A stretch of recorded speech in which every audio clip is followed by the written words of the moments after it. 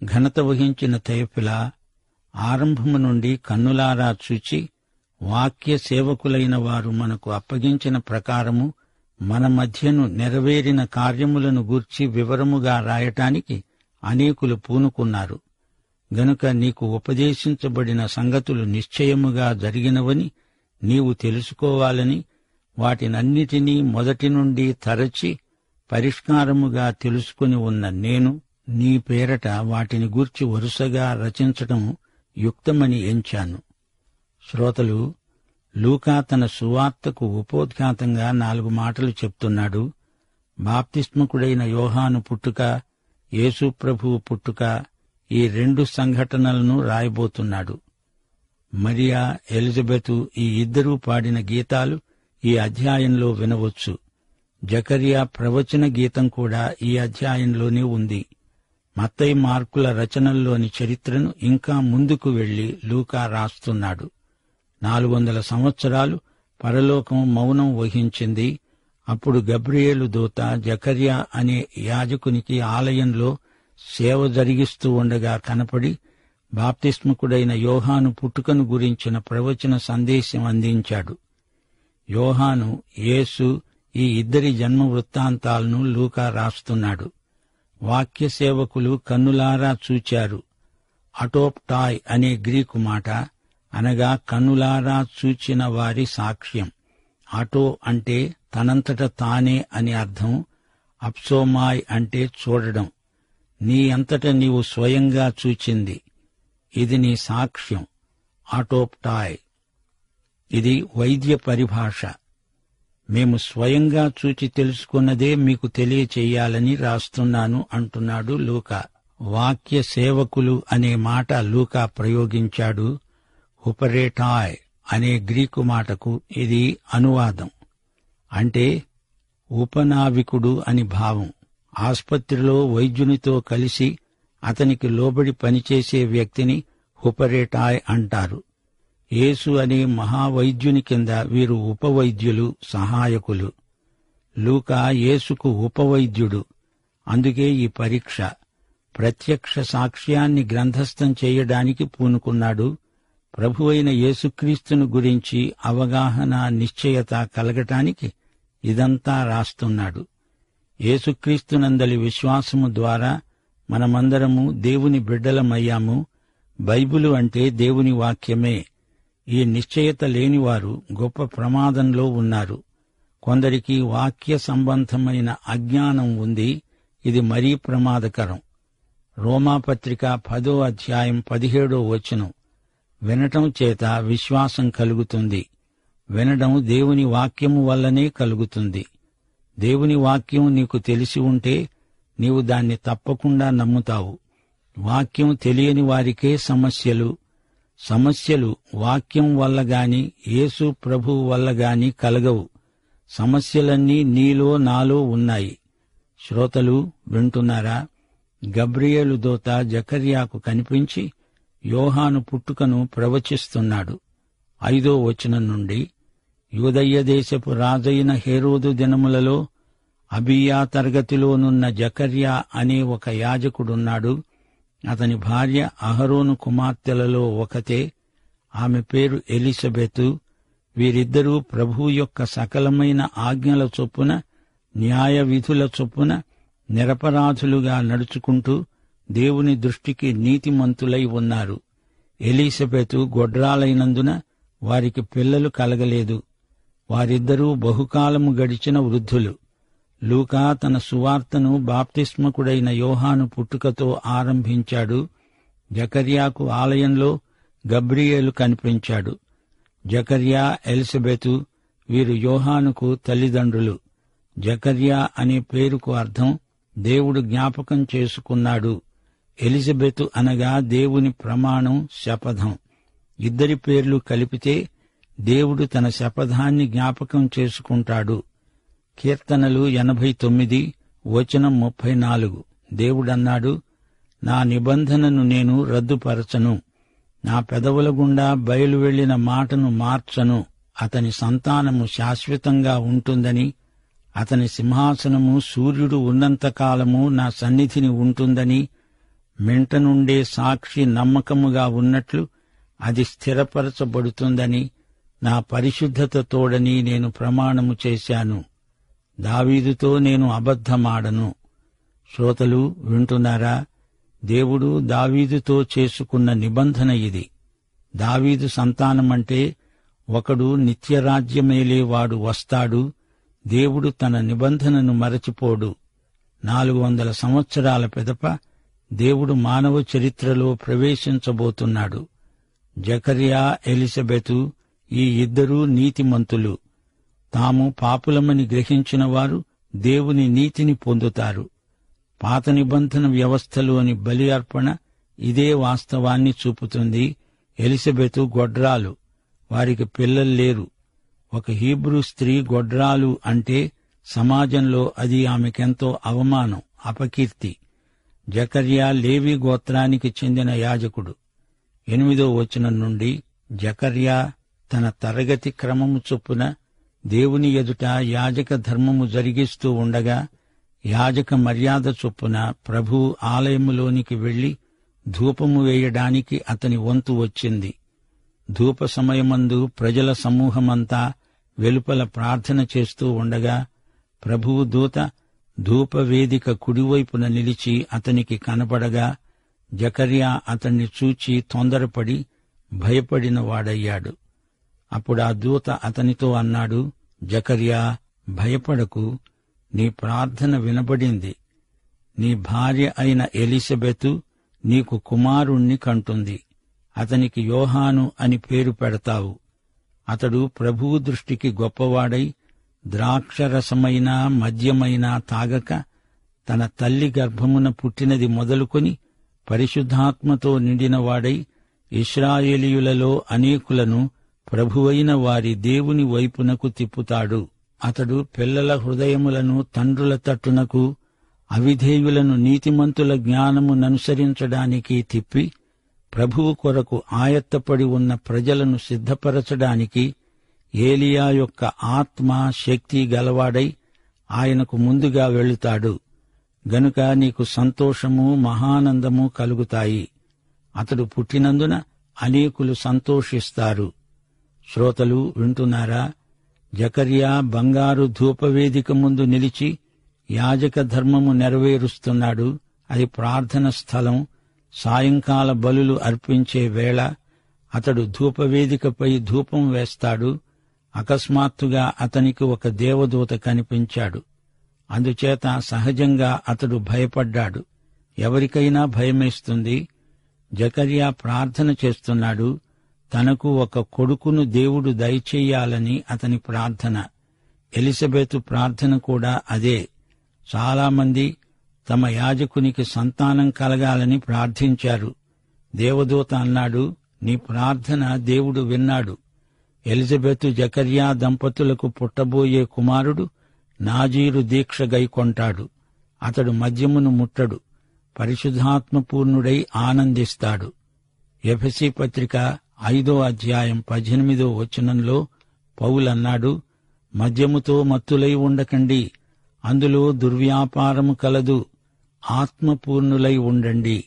జీవితాల్ని అనుభవించగల నిండుదనం ఆత్మపూర్ణులకే ఉంటుంది. ఏలియా వంటివాడు ఏలియాలాగే ఆత్మపూర్ణుడు. అంతేకాని యోహానే ఏలియా అనుకోకండి. తండ్రులకు పిల్లలకు మధ్య తరాల అంతరాన్ని యోహాను భర్తీ చేస్తాడు. దేవునికి వారికి మధ్య అంతరాన్ని కూడా పూడుస్తాడు.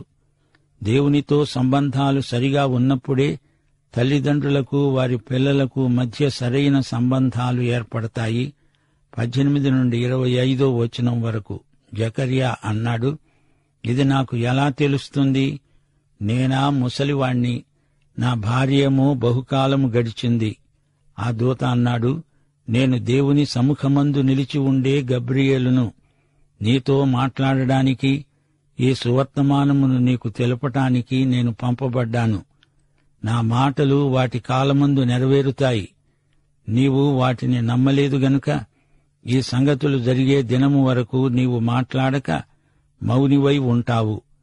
ప్రజలు జకర్యా కొరకు కనిపెడుతూ ఉండి ఆలయమునందు అతడు ఆలస్యము చేసినందుకు ఆశ్చర్యపడ్డారు. అతడు వెలుపలికి వచ్చినప్పుడు వారితో మాట్లాడలేకపోయినందున ఆలయమునందు అతనికి దర్శనము కలిగిందని వారు గ్రహించారు. అప్పుడతడు వారికి సంజ్ఞలు చేస్తూ మూగవాడై ఉన్నాడు. అతడు సేవ చేసే దినములు సంపూర్ణమైనప్పుడు తన ఇంటికి వెళ్ళాడు. ఆ దినములైన పిమ్మట అతని భార్య ఎలిజబెతు గర్భవతి అయి అనుకున్నది, మనుష్యులలో నాకు ఉండిన అవమానమును తీసివేయడానికి నన్ను కటాక్షించిన దినములలో ప్రభువు ఈలాగున చేశాడు. 5 నెలలు ఆమె ఇతరుల కంటపడకుండా ఉన్నది. శ్రోతలు వింటున్నారా? ఇతడు యాజకుడు ప్రార్థన చేయడానికి దేవుని సన్నిధిలోకి వెళ్ళాడు. దేవా, నాకు ఒక కుమారుణ్ణి ఇవ్వు అని అడిగాడు. సరే, నీకు ఒక కొడుకునిస్తున్నాను అన్నాడు దేవుడు. అది నాకెలా తెలుస్తుంది అంటున్నాడీ యాజకుడు. నా భార్య ముసలిది, నేను ముసలివాణ్ణి, మాకు సంతానం ఎలా కలుగుతుంది? మరి అతను చేసిన ప్రార్థన ఏమిటి? అతని వైఖరికి ఎవరికైనా నవ్వొస్తుంది. ఇలాంటి అల్ప విశ్వాసులు మన మధ్య లేరంటారా? లేకే ఉన్నారు. దేవుణ్ణి అడగటమైతే అడుగుతారు గాని అది దేవుడిస్తాడని, ఇవ్వగలడని నమ్మరు. అల్ప విశ్వాసాన్ని దేవుడు గద్దిస్తాడు. శ్రోతలు, దేవుని మాట, ఆయన వాక్యం ఎంతైనా నమ్మదగినవి. అల్ప విశ్వాసం దేవుని క్రమశిక్షణ చర్యకు గురి అవుతుంది. దేవుడు చెయ్యబోయే అద్భుతాన్ని గురించి అనుమానాలు కలిగించేవాడు అపవాది. సైతాను అల్ప విశ్వాసాన్ని కలిగిస్తాడు. అలాంటి అల్ప విశ్వాసాన్ని బట్టి జకర్యా మూగివాడైపోయాడు. విశ్వాసహీనుడు నోరు మూసుకోవాలి. అది దేవుని గద్దింపు. విశ్వసించిన వానికే మాట్లాడే హక్కు, అధికారం ఉంది. 400 సంవత్సరాల మౌనం తర్వాత దేవుడు మాట్లాడితే ఈ వ్యక్తి, ఒక యాజకుడు, దేవుని వాక్కును నమ్మలేకపోతున్నాడు. ఇది మరీ విడ్డూరంగా ఉంది. పౌలన్నాడు, విశ్వసించాను గనుక మాట్లాడతాను. జకర్యా నోరు పడిపోయింది. తాను దర్శనం చూచినట్లు వారికి సంజ్ఞల ద్వారా తెలియజెప్పటం ఎంత కష్టమైందో ఊహించలేము. జకర్యా వంతుకాలం ముగిసే వరకు మూగి యాజకుడుగా సేవ చేసి తరువాత ఇంటికి వెళ్లిపోయాడు. జకర్యా మూగివాడైతే ఎలిజబెతు ఇతరుల కంటబడకుండా ప్రవాసంలో రహస్యంగా గడిపింది. ఆమె పొద్దస్తమానము భర్తకు జ్ఞాపకం చేస్తూనే ఉంది, మనకు ఒక కొడుకు పుట్టబోతున్నాడు. లూకాసు వార్త 1వ అధ్యాయం 26వ వచనం నుండి 6వ నెలలో గబ్రియేలు అనే దేవదూత గలిలయలోని నజరేతు అనే ఊరిలో దావీదు వంశస్థుడైన యోసేపు అనే ఒక పురుషునికి ప్రదానము చేయబడిన కన్యక యొద్దకు దేవుని చేత పంపబడ్డాడు. ఆ కన్యక పేరు మరియా. ఆ దూత లోపలికి వచ్చి ఆమెను చూచి అన్నాడు, దయాప్రాప్తురాలా, నీకు శుభం, ప్రభువు నీకు తోడై ఉన్నాడు. ఆమె ఆ మాటకు బహుగా తొందరపడి ఈ శుభవచనమేమిటో అని ఆలోచించుకుంటూ ఉండగా దూత అన్నాడు, మరియా, భయపడకు, దేవుని వలన నీవు కృప పొందావు. ఇదిగో, నీవు గర్భము ధరించి కుమారుణ్ణి కని ఆయనకు యేసు అని పేరు పెడతావు.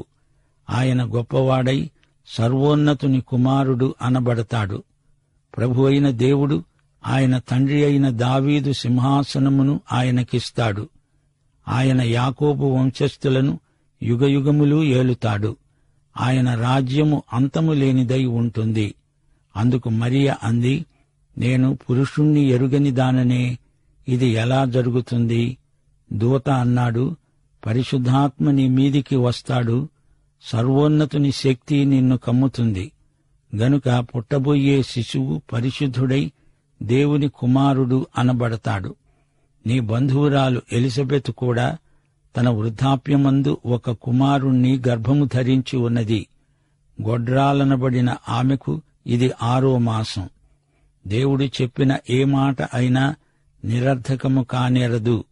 అందుకు మరియా అన్నది, ఇదిగో, నేను ప్రభువు దాసురాల్ని, నీ మాట చొప్పున నాకు జరుగునుగాక. అంతట దూత ఆమె వద్ద నుండి వెళ్లిపోయాడు. శ్రోతలు వింటున్నారా? నజరేతులోని సన్నివేశమిది. జకర్యాకు దూత కనబడిన 6 నెలలకు మరియకు ఆ దూతే కనిపించాడు. మరియ కన్యక. కన్యక అంటే పురుషుని ఎరుగనిది.